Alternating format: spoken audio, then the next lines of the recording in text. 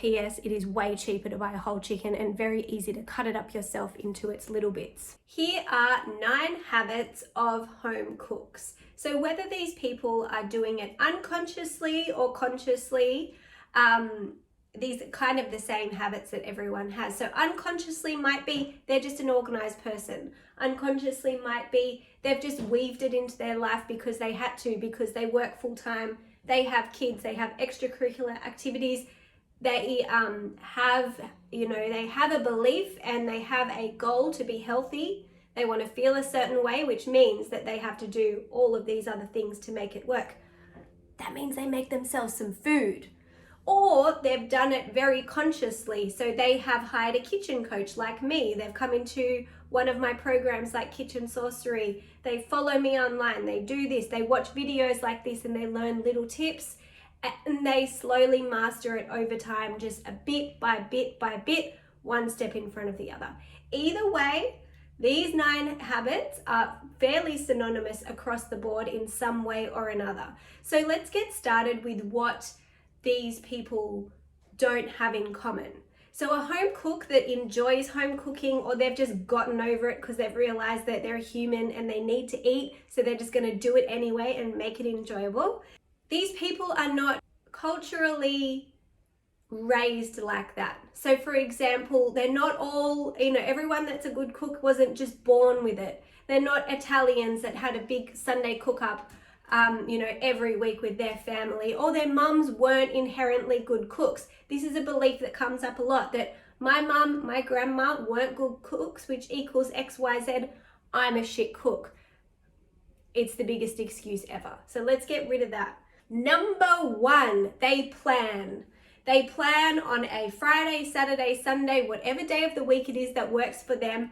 They plan. They meal prep in some way. They kind of look in their fridge or pantry. They get an idea. They might find a recipe online that works with what they've got.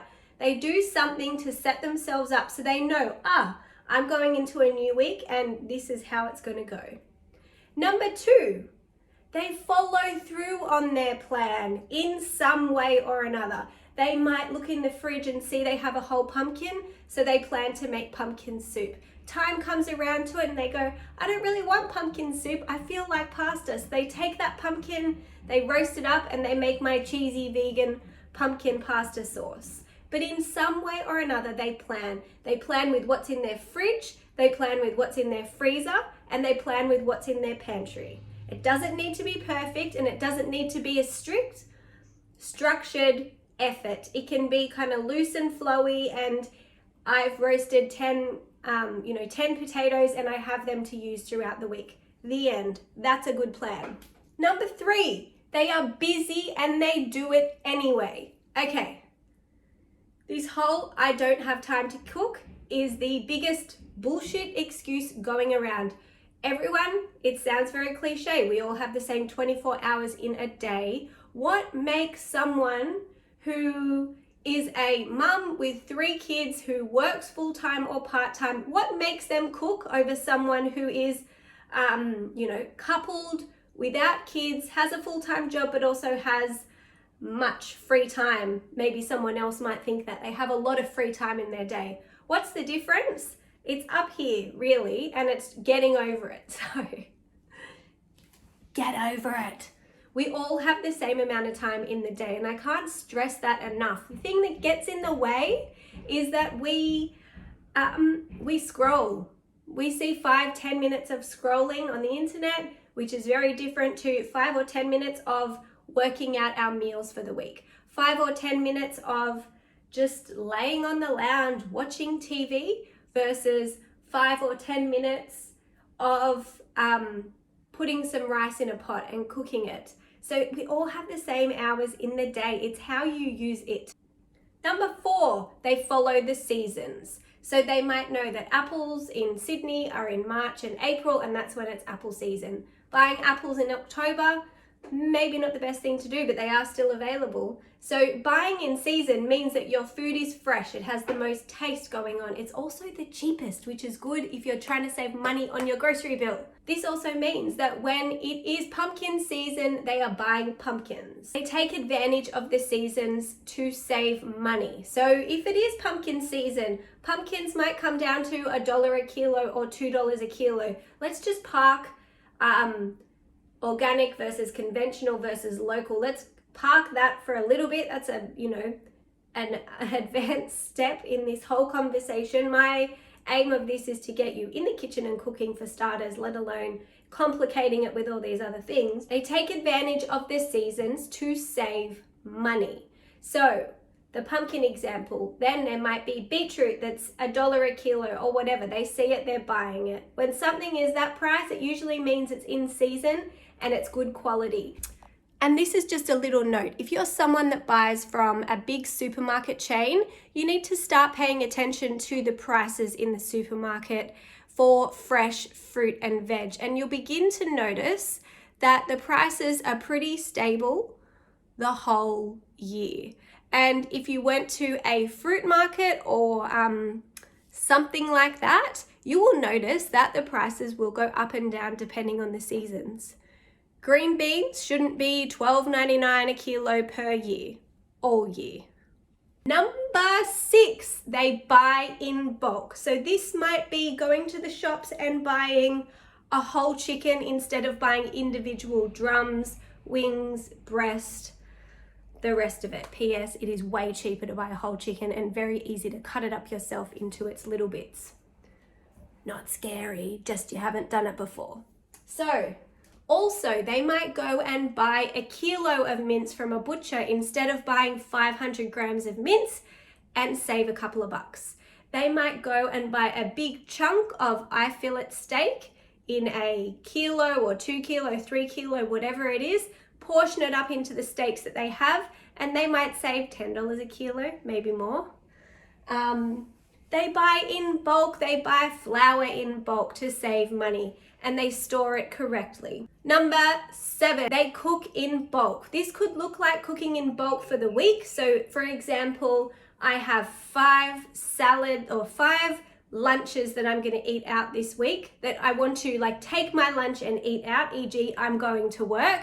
So that means I need 5 bowls of food for the week. I'm going to make roasted pumpkin, roasted potatoes, a batch of soba noodles. I'm going to poach some chicken. I'm going to make a bigger batch of veggie dip. Whatever it is, they're cooking in bulk somehow or another.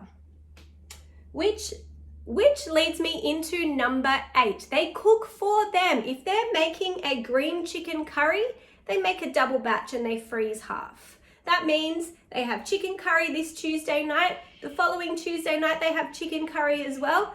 And it's just remove it from the freezer and reheat it. This is smart cooking. This is saving your time in the kitchen, saving your energy via your personal energy and also your energy bill for your gas or electricity or however you cook. It is just preparing you for future you. It's a gift for future you, for if you get sick, you have a busy week, you have whatever's going on in your life and you don't want to cook and you're almost reaching for that phone to go and order takeaway, you can look in your freezer and go, I have a batch of chicken curry in there. Boom. And number 9 of 9 habits of every home cook, they stuff it up. They burn the chicken. They burn the rice. They forget about the noodles. They oversalt the broth. They stuff it up. And you know what? They cook again. They learn from what they've done. For example, I made a spinach and feta lasagna the other week and I pre-cooked the spinach and I forgot to wring out all of the water. So spinach is a very watery vegetable. It's kind of like zucchini. So if you're making anything like tardy lasagna-y, you need to kind of cook it, salt it, and then wring out all of the moisture. And I was just being smart and silly, and I didn't do that. I thought I was taking a shortcut, and well, we paid for it with soggy lasagna. But you know what? Now I know, and I already knew that as well, but I did it anyway. So now I know again, when I come to make it or I make anything including spinach, I'm going to remember this tip. And it just makes me a better cook for next time. So let's recap on a few characteristics that home cooks do not have synonymously. They didn't come from a family that cooked. They weren't born with the cooking gene, and they didn't always like cooking for as long as they can remember. They have learnt, whether it's through working with a kitchen coach like me, whether it's through following through on blogs and recipes that they've found online and read, whether it is just getting over it and realizing that they have a really full life and aligning that with the goals that they want, which is to feel amazing, be healthy, have energy, and make this cooking thing that they're going to have to do for the next 40 years, making it a bit fun. So that's it for today. Bye.